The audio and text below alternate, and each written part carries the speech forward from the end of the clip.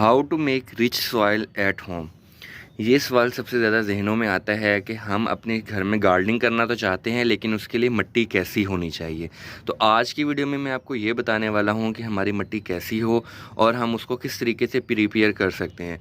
जैसा कि आगे अब मौसम बहार शुरू होने वाला है, तो उसके लिए बहुत सारे लोग ऐसे हैं जो कि गर्मियों की सब्जियों के बीज लगाना चाहते हैं, और बहुत सारे लोग ऐसे हैं जो कि नए पौधे लगाना चाहते हैं। तो उनके लिए ये मैं बताना चाहूँगा कि आपने अपने गार्डन के लिए मिट्टी की तैयारी किस तरीके से करनी है और क्या क्या चीज़ें ऐड करनी है। अब ये मेरे पास मिट्टी है जिसे भल मिट्टी कहते हैं, लेकिन ये पूरी भल मिट्टी नहीं है, इसके अंदर जो है कुछ और मिट्टी भी शामिल है, जिसकी वजह से इसका रिज़ल्ट इतना अच्छा मुझे देखने को नहीं मिला है। तो ये नहर वाली, लेकिन जब इस्तेमाल किया तो तब मुझे पता चला कि ये इतनी अच्छी मिट्टी नहीं मुझे मिली। तो उसके लिए कुछ चीज़ें जो मैं ऐड करता हूँ, और आपके घर भी अगर आपके पास मिट्टी मौजूद है लेकिन आपको नहीं पता, तो आप जो है उस मिट्टी के अंदर ये चंद चीज़ें शामिल करके आप अपनी मिट्टी को बहुत अच्छा बना सकते हैं, जिसके अंदर आपके पौधों की ग्रोथ या आपकी सब्जियों की ग्रोथ बहुत ज़्यादा अच्छी होने वाली है। अब ये मिट्टी मेरे पास पड़ी हुई थी, काफ़ी ज़्यादा पुरानी है, तो इसके अंदर काफ़ी ज़्यादा जो है कचरा वगैरह पड़ा हुआ है, जैसे पत्ते हैं, टहनियाँ हैं, ये पेंसिल है, या अंदर शॉपर वगैरह काफ़ी ज़्यादा थे, क्योंकि नहर की मिट्टी थी तो नहर में जो कचरा वगैरह था तो ये इसके अंदर शामिल था। तो ये मेरे पास पड़ी भी काफ़ी देर से हुई है। तो अब मैं क्या करने वाला हूँ, मैं आपको बताऊँगा जो जो चीज़ें मैं इस मिट्टी के अंदर शामिल करूँगा। एक तो ये है, सबसे पहले मैं ये आपको बताता चलूँ, ये है लकड़ी का बूरा। जो लकड़ी वाली दुकान होती है वहाँ से बूरा आपको बहुत आसानी से मिल जाएगा।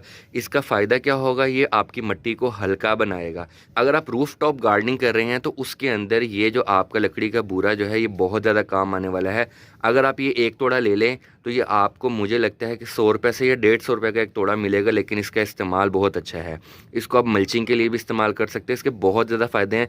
किसी दिन मैं डिटेल वीडियो इसके ऊपर मैं बनाऊँगा कि इसके क्या क्या फ़ायदे हो सकते हैं। उसके अलावा जो मैं शामिल करने वाला हूँ, ये वर्मी कंपोस्ट है। ये मेरे पास गाय का गोबर है जो कि फुली डिकम्पोज हुआ हुआ है।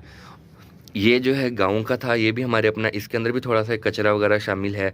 तो ये है गाय का गोबर प्रॉपर, इसके अंदर कोई ऐसी चीज़ शामिल नहीं है जो हमारी मिट्टी को नुकसान देगी। और ये मेरे पास है रेत। रेत मैं क्यों शामिल करने वाला हूँ ये भी मैं आपको बता देता हूँ। अमूमन आपने देखा होगा लोग रेत अपनी मिट्टी के अंदर नहीं शामिल करते। मैं शामिल इसलिए करने वाला हूँ कि मुझे अपनी इस मिट्टी के ऊपर पूरा भरोसा नहीं है कि इसके अंदर पानी जो है वो जमा हो जाता है, वेल ड्रेन मिट्टी नहीं है, जिसके लिए मैं जो हूँ वो रेत शामिल करूँगा इसके अंदर, ताकि ये मेरी मिट्टी जो है वेल ड्रेन बने। और ये लकड़ी का बूरा भी मैं इसीलिए इसमें शामिल करूँगा कि मिट्टी मेरी हल्की से हल्की हो और ये वेल ड्रेन मिट्टी बने मेरी। तो अब मैं करने के वाला हूँ, सबसे पहले मेरे पास एक टोकरी है जो कि मैंने इसी काम के लिए रखी हुई है कि मैं मिट्टी को अच्छे से छान लेता हूँ, और छानने के बाद फिर मैं सारी चीज़ें आपको दोबारा दिखाता हूँ कि मैं किस तरीके से शामिल करता हूँ।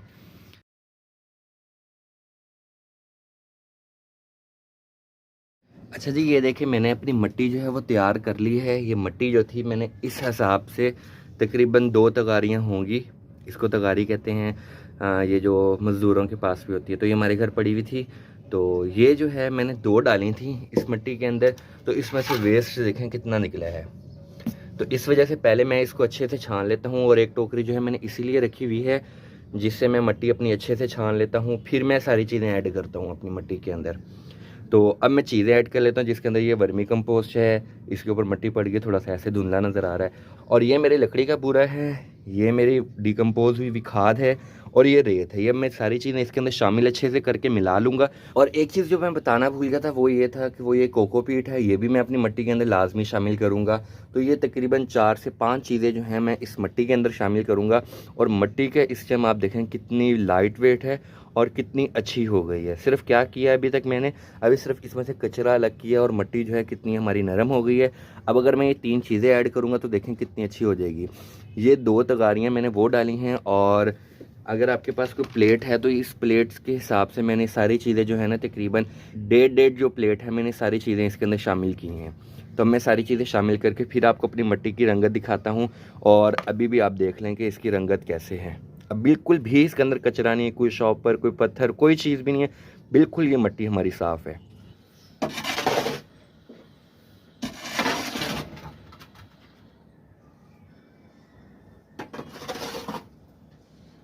ये मैंने मिट्टी को अच्छे से मिला लिया है, और ये मेरी मिट्टी रेडी हो गई। अगर तो हम अपनी गार्डनिंग ज़मीन के अंदर कर रहे हैं, ज़मीन के ऊपर हमने पौधे वगैरह लगाए हुए हैं, फिर तो इतना मसला नहीं होता। उसकी वजह ये है कि अगर उसके अंदर कोई खाद की कमी वगैरह हो तो पौधा जो है साइड से अपनी ज़रूरत पूरी कर लेता है। लेकिन अगर हम गार्डनिंग गमलों के अंदर कर रहे हैं, टोकरियों के अंदर कर रहे हैं, तो फिर हमें जो है उनको बाकायदगी से खाद भी देनी चाहिए, और चाहे जो भी खाद आप यूज़ करवाना चाहते हैं उसके अंदर हमें कोताही नहीं करनी चाहिए, कमी कोताही वगैरह नहीं करनी चाहिए, और वो रेगुलर देनी चाहिए, वरना हमारे पौधों की ग्रोथ इतनी अच्छी होती नहीं है जैसी उनकी होनी चाहिए। तो अब ये हमारी मिट्टी बहुत अच्छे से बन गई है। अब आप इसको अपने किसी भी चीज़ के अंदर यूज़ करवा सकते हैं, सब्जियां लगाने के अंदर भी यूज़ करवा सकते हैं, और इसके अलावा अगर आप कोई पौधे वगैरह लगाना चाहते हैं तो उसके लिए भी यूज़ करवा सकते हैं। ये मिट्टी जो है बहुत अच्छे से रेडी हो चुकी है।